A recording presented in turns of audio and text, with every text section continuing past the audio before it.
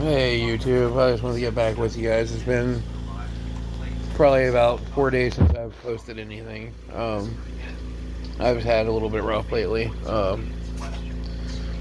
dealing with my health issues and stuff like that. But I'm back home, um, and I'm ready to get back to doing what I do best: posting useless shit.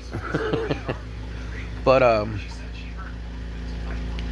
I don't know. I guess I'll talk a little bit about what's going on with the health issues. I'm trying to see when my sleep study is coming up because I need to be put on something called a BiPAP, which when I sleep at night, this machine will actually help disperse the carbon monoxide that's building up in my system and push it out so it doesn't build up and kill me. Because um, I had I fought tooth and nail not to want to deal with it because like I didn't know it was going to cause all the problems it did cause. But once you get put on the ventilator, you learn to look at things the right way because that was a scary situation I never want to go back to. And I put a lot of people through a lot of stuff I shouldn't have had to, and I feel bad for doing it. And I'm just trying to recover and get better mentally, get better physically, and be a better person all around. But I don't know. With Resident Evil Requiem being closer to release, and Capcom is coming with more remakes of games as well. They got Resident Evil Zero and Resident Evil Code Veronica X being remade. Um, at some point, 5 and 6 is going to get a remake, and then 1 will get a remake again. And then the remake should be done for a while, unless they're going to do like the side games like Outbreak or Dead Aim and other games like that, or Survivor. But I don't know. It's just gaming is what I usually do to keep my mind busy, and I've been listening to a lot of music lately. Growing up, my favorite band was Toad the Wet Sprocket, and I know it sounds really funny. Their big songs was back in the '80s, like "Walk on the Ocean" what was it? "Walk on the Ocean" and "All I Want." Was their two big songs back then. But in the '90s, my favorite band ultimately became a band called Cold. It's COLD. Their logo is a spider. Their lead singer is Scooter Ward, and they went through a lot of lineup shifts because of their original band.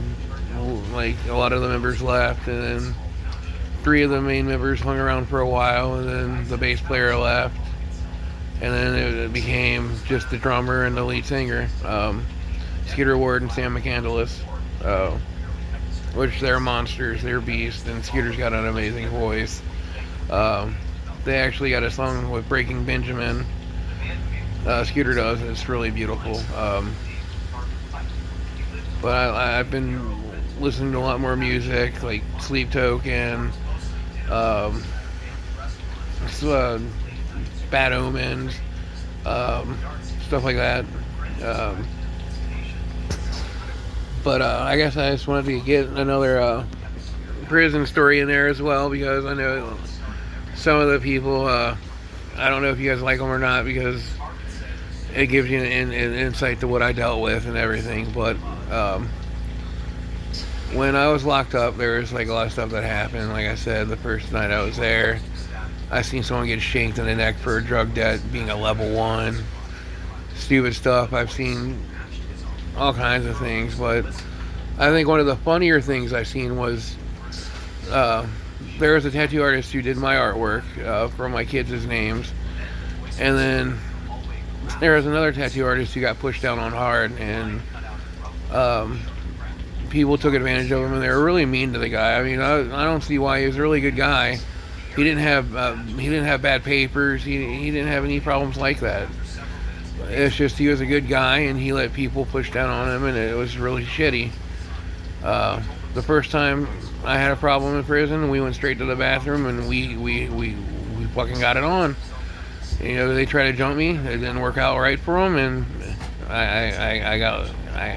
luckily I came out and I won. But I've seen people not be so lucky, and it's not always on your side. And from watching my dad and everything growing up, I realized no matter how bad you are, there's always someone out there that's got your number. And so I've settled down more at my age, especially with me being on oxygen. I can't do the shit I used to do. But when I fought, though, it was for a reason. Like, I protected my friends. I was a geek. I hung out with geeks, and no one was going to pick on my geeky friends because that was some bullshit. I don't like that shit, and I think it's really shitty. People did that. But there's just, he was.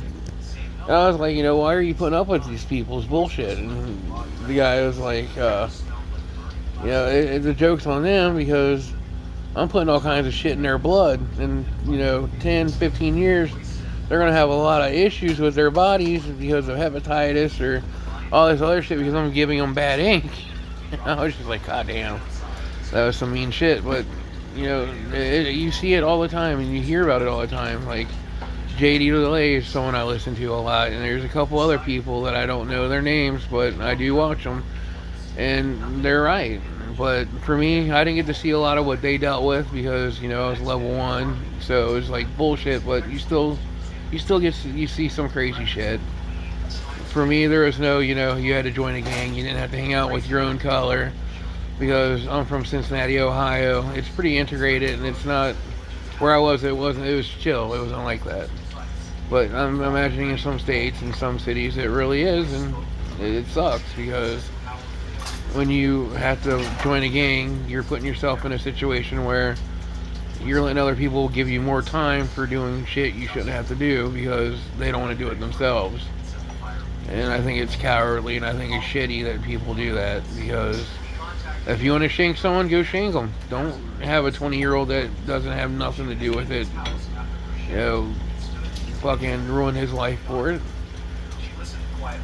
And it's just, I got out of when I was in prison, it was just like all the drug programming and everything I did, I had to do on my own. They don't do anything to help you. They want to make you worse. They want to turn you into animals, and they don't give a shit about you. They ultimately treat you like shit, and it's just how it is. And they don't feed you right, they don't take care of you, they break you down mentally, and they want you to become the animals that we ultimately become, because we come back, we reoffend, the recidivism rate's high, and then we come back worse, and then you lock us up for 23-1, and you fucking treat us like animals, and you're going to get monsters. And that's why shit is so bad, because we don't know how to, the system doesn't know how to fix itself or course correct or make people better people, because they get more money and they get more business because we keep coming through. Like when I was in Pickaway, I was doing NA, AA, all those different programs, and I had to do it on my own. They don't care. My mental health I had to deal with on my own. I had to figure out what was wrong with me on my own. I had to go to a psychiatrist and be like, look, this is what's wrong with me. I feel like I'm crazy. What's going on with me? And they're like, no, you're not crazy. What's been bothering you? And I told them, and it ended up being I had severe PTSD. I had bipolar disorder. I had alcohol use disorder, opioid use disorder, and it was a bunch of things that you just have to deal with. But ultimately, it's what it is. But I love you people. This is just me getting back on here. In the next day or two, I will have something better, I promise you. I love you, and thank you guys for subscribing. I'm trying to get moderated to where I can pay for my own medication and my medical needs through YouTube. That would be wonderful, and that would be great, but that's what I'm trying to do. I'm trying to get monetized anyway.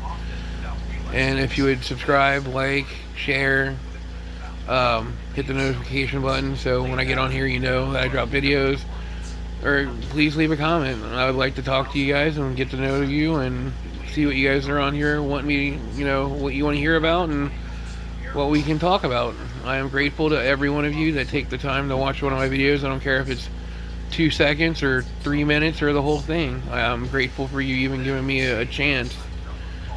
Thank you very much. I love you guys. I'll catch you soon.